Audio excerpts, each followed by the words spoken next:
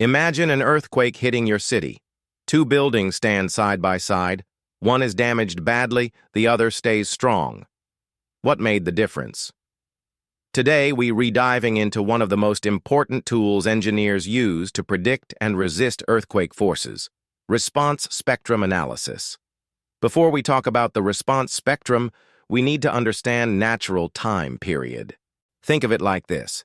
If you push a building sideways and then let go, it will sway back and forth. The time it takes to complete one full sway cycle is called its natural period. This depends mainly on two things: mass of the building, heavier buildings sway slower; stiffness of the building, stiffer buildings sway faster; short, rigid buildings have shorter periods.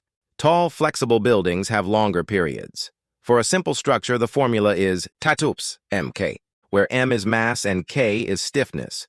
If a building had almost no mass, it would just follow the earthquake motion exactly, with no internal forces. But in reality, buildings have mass. When the ground shakes, the base moves. But the top of the building lags behind, causing relative displacement between top and bottom. This relative displacement generates shear forces inside the structure. From there, multiply displacement by stiffness. You get shear force. Divide shear force by mass, you get acceleration. In seismic design, we care most about the maximum acceleration that can occur, because multiplying that acceleration by the building S mass gives the maximum earthquake force we must design for. Here's where the magic happens. Engineers test a simple, single degree of freedom, building under a real earthquake record, and note the maximum acceleration for different natural time periods. Plot time period, T, on the x-axis, and maximum acceleration on the y-axis. That's your response spectrum curve. This curve tells you if your building S period is here, expect this much acceleration from this earthquake. Every earthquake has a different spectrum. To design safely for a location, engineers use multiple earthquakes, take the envelope of all spectra, and create a design response spectrum.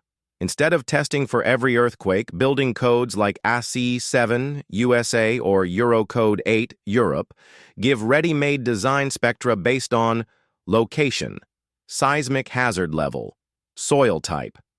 Let's say we have a one-story building in New York City on dense sand, soil type C. From ASCE 7 maps, we get parameters: SS, S1, and TL. From soil tables, we get FA and FV. From these, we calculate SDS, SD1, and time periods T0 and TS, which shape the spectrum. If our building's period is 0.65 seconds, we go to the curve and find SA, gas 0.124 G. Then, elastic force and sexum. We divide by R, response modification factor, for inelastic behavior, and multiply by I, importance factor. Codes require checking that spectral forces are not less than 85% of forces from the simpler equivalent lateral force method. If the spectral value is too low, we increase it to meet this requirement. Real buildings have many floors, meaning multiple natural periods. Response spectrum analysis for multi-degree of freedom systems combines the effects from all modes, using methods like CQC or SRSS, to get the total seismic demand. That's a topic we'll explore in detail in the next episode. So, next time you hear response spectrum in seismic design, remember, it's not just a graph, it's a roadmap telling engineers exactly how much force a building will face in an earthquake. If you want to see how this works for complex multi-story structures, subscribe to Smart Build PK and turn on the bell, because the next video will take this to the next level.